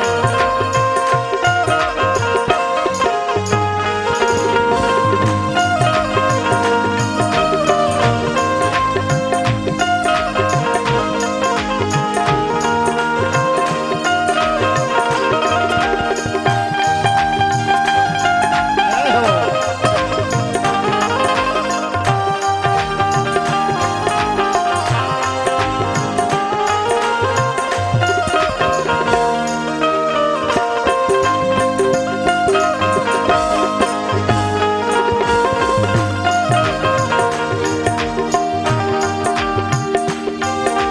पूजा तप तप पाठ न जानो, एक तेरा बस नाम में जानो। पूजा जप तप पाठ न जानो, एक तेरा ही नाम न जानो। पूजा तप तप पाठ न जानो, एक तेरा बस नाम में जानो। पूजा जप तप पाठ न जानो, एक तेरा ही नाम न जानो। कोई दूजा देव न मानो, महादेव शंकर को मानो। कोई देव न दूजा मानो, महादेव शंकर को मानो। मेरी विनती सुन लो मेरी, ओ मेरी विनती सुन लेना मेरी, आ जाओ एक बार, चरणों में तेरे करो वंदन है भोले, बारंबार, चरणों में तेरे करूं वंदन बारंबार। शिव शंकर भोले बाबा, शिव शंकर भोले बाबा आ जाओ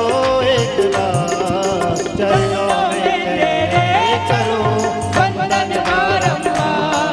हाँ, चरणों में तेरे करो वंदन बारंबार। जय हो।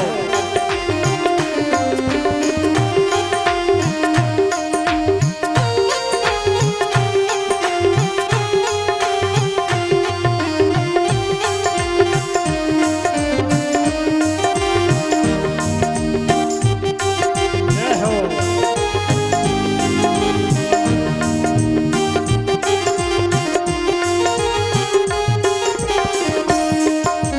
तीन लोक से महिमा न्यारी, वंदन करते सब नर नारी। तीन लोक से महिमा न्यारी, वंदन करते सब नर नारी।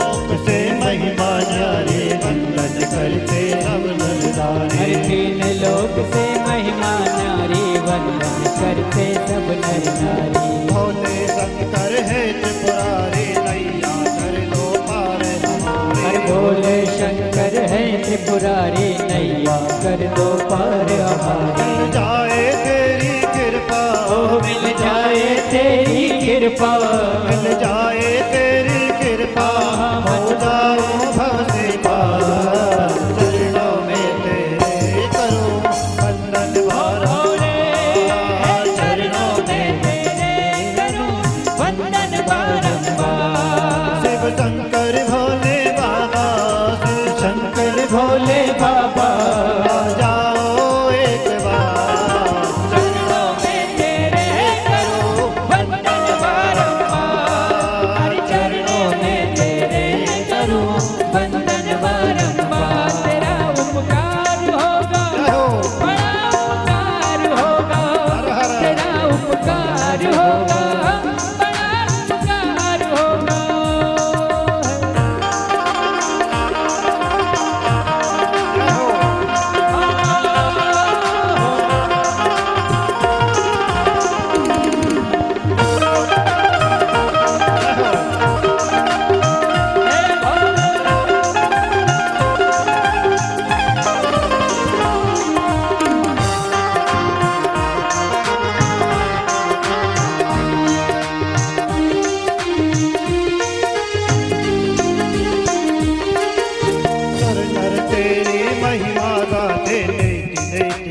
वेद बताते। सुर नर तेरी महिमा गावे, देख देख कह वेद बखाने। सुर नर तेरी महिमा गाते, देख देख कह वेद बताते। सुर नर मुनि सब महिमा गावे, देख देख कह वेद बखाने। भाव भक्ति से शीश झुकाते, मन चाहा वर तुमसे पाते। हरि भाव भक्ति से शीश झुकावे, मन चाहा वर उनसे पावे। अब तो आ जाओ बाबा, अब तो आ जाओ बाबा, अब तो आ जाओ बाबा, कर दो मेरा उद्धार। चरणों में तेरे करो वंदन बारंबार। चरणों में तेरे करो वंदन बारंबार। शिव शंकर भोले बाबा, शिव शंकर भोले बाबा, आ जाओ एक बार। चरणों में तेरे करो वंदन बारंबार। चरणों में तेरे करो वंदन बारंबार। चरणों में तेरे करो वंदन बारंबार। तेरा उपकार होगा, बड़ा उपकार होगा। तेरा उपकार होगा, बड़ा उपकार होगा।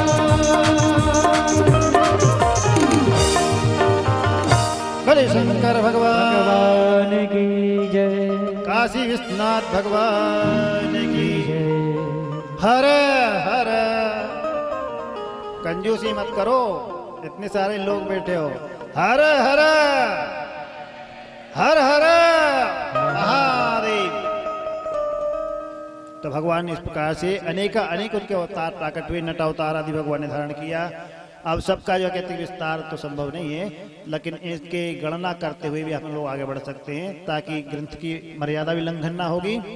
भगवान का दूजा अवतार हुआ और भगवान महादेव ने कहते इस प्रकार से अश्वत्थामा जो द्रोणाचार्य के पुत्र माने जाते हैं, वो भी भगवान महादेव के अंश अवतार के रूप में माने जाते हैं, जिनका वर्णन आप लोग महाभारत आदि में सबके माध्यम से जानते हैं कि वो अश्वत्थामा भगवान के महादेव के अवतार होने के कारण आज भी नर्मदा क्षेत्र में कहते हैं कि अदृश्य रूप में रहते हैं और आगे उनका चिरजीवियों में कहते हैं कि उनका स्थान है।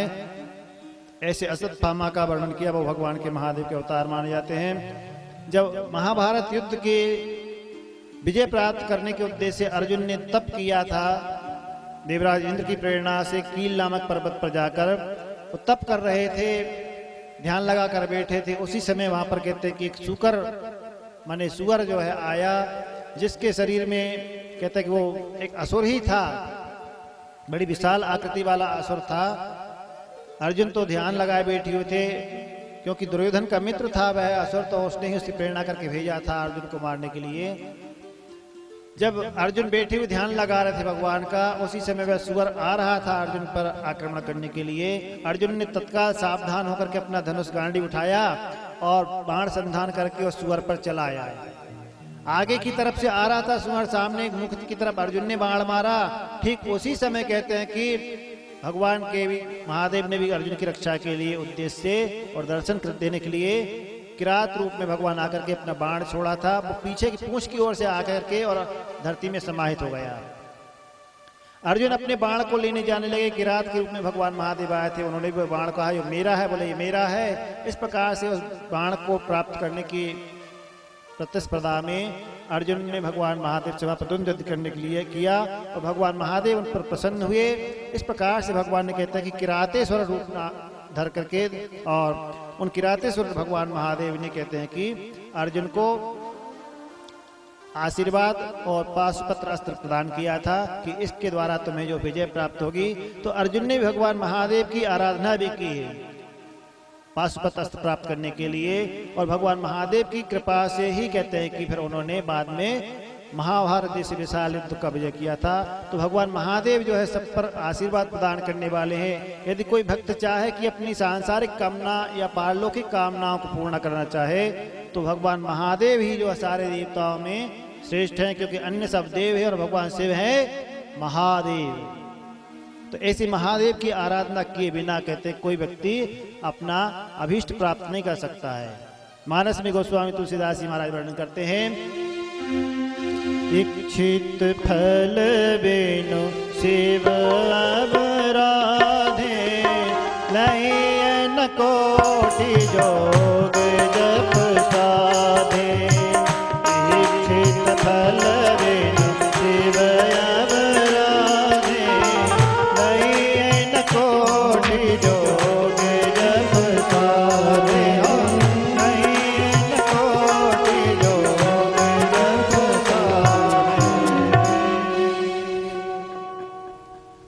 अपनी अभीष्ट कामनाओं को पूर्ण करते हैं कि इच्छित फल बिन शिवराधे लहियन कोटि जोग जब साधे। कोई कितनी साधना उपासना करे, यदि भगवान महादेव की आराधना ना करे, अन्य देवी देवताओं की आराधना करता रहे, क्योंकि एक दिन पहले हम विस्तार से बता चुके इस विषय में आपको कि अन्य सारे देवताओं का अपना अधिकार सीमित रहता है, उससे अधिक वो नहीं दे सकते हैं। लेकिन भगवान महादेव जो है अवडरदानी, इसलिए उन्हें कहा जाता है कि वो बिना विचारे उनसे जो मांग लेता तथास्तु। वो ये नहीं विचार करते हैं कि इसमें दे रहा हूं, इससे क्या होना आगे। भस्मासुर की कथा आप लोग वो सबको जानते ही, प्रसिद्ध ही है। तो इस प्रकार भगवान महादेव कहते हैं कि अपने भक्तों को सब कुछ प्रदान करने में समर्थ होते हैं। भगवान महादेव ने कहते कि भील स्वरूप आकर के, और वो व्याध के रूप में व्याधेश्वर के नाम से भगवान महादेव कहलाए, और उन्होंने अर्जुन को कहते हैं कि वो आशीर्वाद प्रदान किया। आगे 12 ज्योतिर्लिंगों का वर्णन आता है, जो आप लोग 12 ज्योतिर्लिंग के अंतर्गत स्तोत्र में बोलते हैं ना, सौराष्ट्र सोमनाथम च श्रीशैले मल्लिकार्जुनम उज्जैन्याम महाकाल ओंकार ममलेश्वरम परल्याम वैद्यनाथं च डाकिन्याम भीम शंकरम सेतुवंदे तो रामेशम नागेशम द्वारकावने वाराणस्यां तु विश्वेशम त्र्यंबकम गौतमी तटे हिमालय तु केदारम विष्णुशम शिवालय। इस प्रकार ये कहते हैं कि 12 ज्योतिर्लिंग है। एतानि ज्योतिर्लिंगानि सायं प्रातः पठे नरः सप्त जन्म कृतम पापम स्मरण नश्यति। इसे भगवान की जो इनके नाम का इतना मात्र स्तोत्र पाठ कर ले, 12 ज्योतिर्लिंग का स्मरण कर ले, तो कहते कि एक नहीं 7 जन्मों के पापों का भी क्षय होता है। तो यहाँ पर उन्हीं 12 ज्योतिर्लिंग में कहते हैं कि वर्णन आता है सौराष्ट्र सोमनाथ श्रीशैल मल्लिकार्जुन। इन 12 ज्योतिर्लिंगों के वर्णन में कहते हैं कि भगवान महादेव जो है सोमनाथ के नाम से सर्वप्रथम माने जाते हैं, और जो 12 ज्योतिर्लिंग भगवान महादेव सौराष्ट्र में जो सोमनाथ है उनका वर्णन कहते हैं कि आगे आता है। कोटि रुद्र संहिता में कहते हैं कि 12 ज्योतिर्लिंगों का भी वर्णन और उपलिंगों का भी वर्णन आ रहा है। जहाँ जहाँ भगवान विशेष रूप से प्रकट हुए हैं ज्योतिर्लिंग के रूप में, उनमें कहते हैं कि सोमनाथ जो प्रथम माना जाता है। और सोमनाथ नाम क्यों पड़ा, कहते हैं कि चंद्रदेव का नाम एक सोम भी है। जब दक्ष प्रजापति ने अपनी 27 कन्या रोहिणी आदि कहते हैं कि दी थी चंद्रदेव को, तो उनमें सब में ज्येष्ठ जो थी रोहिणी थी। चंद्रदेव अन्य पत्नियों के प्रति उतना प्रेम नहीं करते थे जितना रोहिणी को करते थे। रोहिणी से विशेष प्रेम करते थे, इसलिए कहते हैं कि वो अन्य जो पत्नियां थी उनकी वो दुखी रहती थी, और उन्होंने अपने पिता से शिकायत की दक्ष प्रजापति से कि चंद्रदेव जो है हमारे प्रति भेदभाव भेद दृष्टि रखते हैं, रोहिणी को अधिक प्रेम करते हैं, हमें नहीं करते। चंद्रदेव को समझाया गया बार बार, लेकिन वो अपनी भेद बुद्धि को बदल नहीं पाए। तब कहते हैं कि उन्हें साफ दे दिया दक्ष प्रजापति ने कि तुम्हें क्षय रोग हो जाए, जिसे आप आधुनिक संज्ञा में टीबी का रोग बोलते हैं। बोले क्षय रोग हो जाए। अब चंद्रदेव की सारी कलाएं क्षीण हो गई, धीरे धीरे करके क्षय उनको प्राप्त हो गए। तब उन्होंने बाद में कहते हैं कि उसी स्थान पर भगवान देवादिदेव महादेव की आराधना की, और भगवान महादेव उनकी उस तपस्या से प्रसन्न होकर के वहाँ पर ज्योतिर्लिंग के रूप में प्रकट हुए। तब से कहते हैं कि चंद्रदेव के द्वारा उन्होंने दर्शन प्राप्त आराधना किए गए, तो उनको वहाँ पर सोमनाथ के नाम से जाना जाता। सोम माने चंद्रमा, उनके नाथ माने स्वामी जो महादेव हैं वही सोमनाथ है। बोलिए सोमनाथ भगवान की जय। सोमनाथ जो है वे सोमनाथ सौराष्ट्र सोमनाथ श्रीशैल मल्लिकार्जुन। मल्लिकार्जुन की कथा कल आप लोग सुन चुके विस्तार से, कि जिस प्रकार से कार्तिक स्वामी ने जाकर के क्रौंच पर्वत पर जाकर के पहुंचे थे, और मल्लिकेश्वर भगवान मल्लिकार्जुन की जो स्थापना की थी वह मल्लिकार्जुन के नाम से प्रसिद्ध हुए। नर्मदा तट पर ओमकारेश्वर जो है आप लोग सब जाते ही दर्शन करते हैं, वो महाकाल जो है उज्जैन में है। ऐसे मध्य प्रदेश में 2 ज्योतिर्लिंग माने जाते हैं, उज्जैन में और ओमकारेश्वर में। तो इन ज्योतिर्लिंगों की वर्णन आता है। काशी में जो है कहते हैं कि काशी के पूर्व दिशा में और भी अनंत, क्योंकि काशी तो कण कण जो है शिवमय है काशी का। काशी शब्द का ही अर्थ है काश्यते प्रकाश्यते आशा काशी, जिसका प्रकाश तीनों लोक में रहता है, अपने आप में जो है कहते कभी क्षय नहीं होता है। प्रलय काल में भी काशी का नाश नहीं होता है। भगवान महादेव अपने त्रिशूल पर धारण करते हैं। ऐसी वह काशी नगरी है जहाँ भगवान महादेव कहते हैं कि विश्वेश्वर के नाम से रहते हैं, और भगवान महादेव उस काशी में रह करके कहते हैं कि अभी आप लोगों ने जैसे काल भैरव के संदर्भ सुना था कि भगवान महादेव वहां पर रक्षा का भार काल भैरव को दिए हुए हैं। काशी नगरी में आने वाले को जो भी आता है वह कभी भूखा नहीं रह सकता है। उसका जो है दायित्व भगवान ने अन्नपूर्णा जी को सौंपा है। और काशी में रहने वाला अज्ञानी भी नहीं होता है, ज्ञानी हो जाता है, क्योंकि वो ज्ञान की भूमि है। तो कहते हैं कि भगवान महादेव ने कहा शारदे ज्ञान दात्री त्वं सदा रक्षतु भैरव, जीवने अन्नदात्री त्वं मरणे मुक्ति ददाम्यहम्। कहा भगवान ने सरस्वती जी को आज्ञा दी कि हे शारदा, हे शारदे, तुम जो है ज्ञान देने वाली हो। जो भी काशी में विद्या प्राप्ति के उद्देश्य आए उसे ज्ञान प्रदान करो। और रहने वालों को कहते हैं कि सदा रक्षतु भैरव, हे भैरवनाथ, तुम जहाँ काशी में रहने वाले जो है उन सबकी रक्षा करो।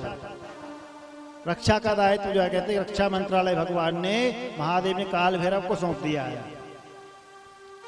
और अन्न देने के लिए कहते हैं कि जीविते अन्नदात्री तुम, अन्नपूर्णा जी से कहा कि जो भी यहाँ पर रहेगा उसे अन्न की प्राप्ति तुम कराओ।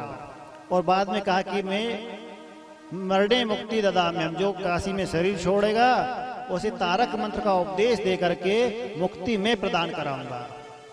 ऐसा भगवान ने काशी में कहते हैं कि विकास सौंपा है। और वह काशी में भगवान महादेव विश्वेश्वर के रूप रहते हैं। बोले काशी विश्वनाथ भगवान की जय। आइए आज शिवरात्रि का दिन भी है, हम लोग भी काशी में। आज तो काशी जो बम बम बोल रहा है, काशी हो रहा होगा, पूरा सब जगह शिवमय हो रही हो काशी। हम भी मानसिक रूप से काशी धाम की यात्रा करें। भोलेनाथ जो की प्यारी, समझ गए होंगे आप लोग। भोलेनाथ जो की प्यारी राजधानी लागे, राजधानी लागे, मन मीठो मीठो गंगा जी रो पानी लागे।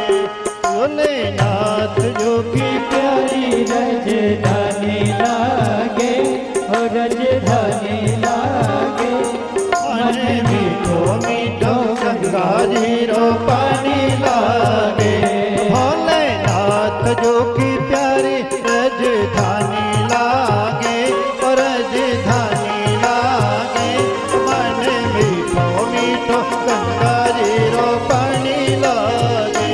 भोलेनाथ जो की प्यारी राजधानी लागे, राजधानी लागे, मन मीठो मीठो गंगा जी रो पानी लागे।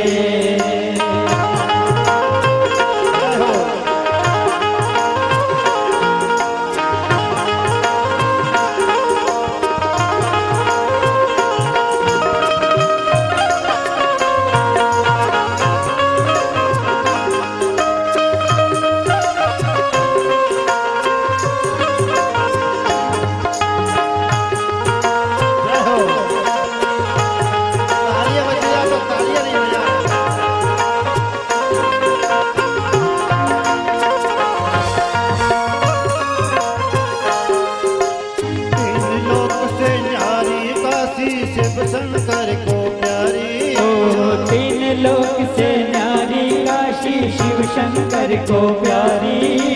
तीन लोक से न्यारी काशी शंकर को प्यारी, हर तीन लोक से न्यारी काशी शिव शंकर को प्यारी।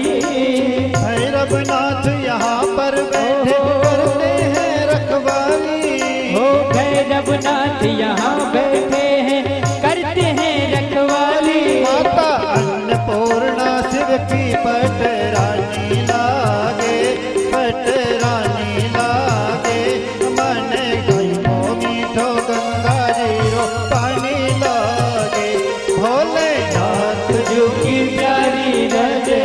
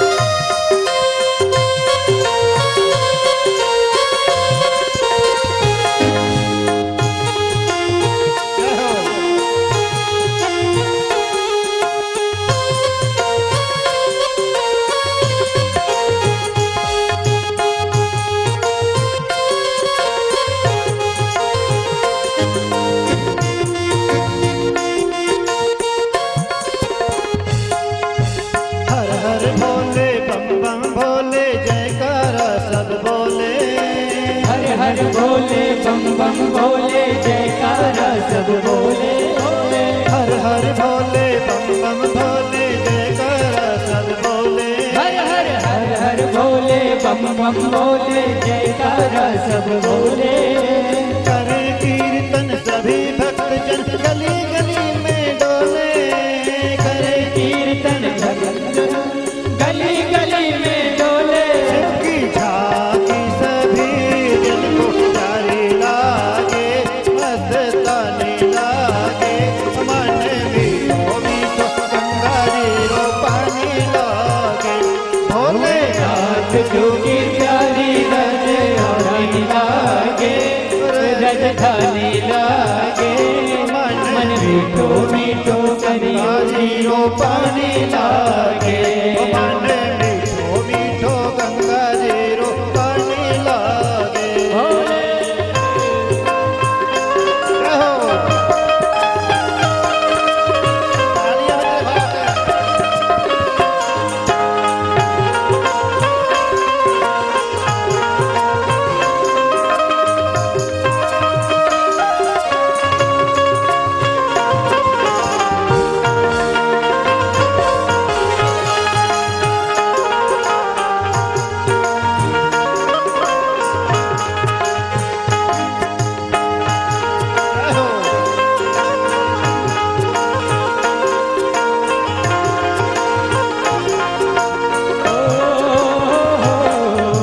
निर्मल नीर बहे गंगा में भक्तों को सुख देता, अरे निर्मल नीर बहे गंगा में भक्तों को सुख देता, निर्मल नीर बहे गंगा में भक्तों को सुख देता, निर्मल नीर बहे गंगा में भक्तों को सुख देता, हरे पाप पल भर में सबको मुक्ति को भी देता, हरे पाप पल भर में सबके मुक्ति को भी देता, जाके घाट घाट की शोभा सुख खानी लागे, सुख खानी लागे, मन मीठो मीठो हरे रो पानी लागे, भोले नाथ जो की प्यारी राजधानी लागे, राजधानी लागे, मन मीठो मीठो गंगा जी रो पानी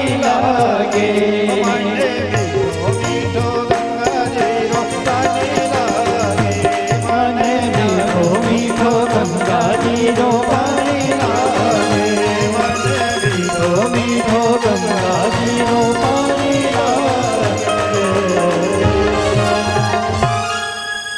बड़े काशी विश्वनाथ भगवान की जय। हर बारे बरंडे वालों कमाल दिखा दिया आप लोगों ने तो। हर हर थोड़ा जोर से बोलना पड़ा, हर हर महादेव। अकेला बरंडवा नहीं, पूरा क्षेत्र है, इसके बाद भी इतनी जोर से बोल रहे, क्या बात है। भगवान महादेव इस प्रकार से काशी विश्वनाथ आदि जो है ज्योतिर्लिंग का वर्णन है। अत्रीश्वर के लिंग नाम से भगवान का जो है कहते हैं, जहाँ अत्रि मुनि ने तप किया था, उन अत्रि मुनि ने कहते हैं कि अपने नाम से ज्योतिर्लिंग जो है स्थापित किया शिवलिंग, वह अत्रीश्वर महादेव के नाम से कहलाया।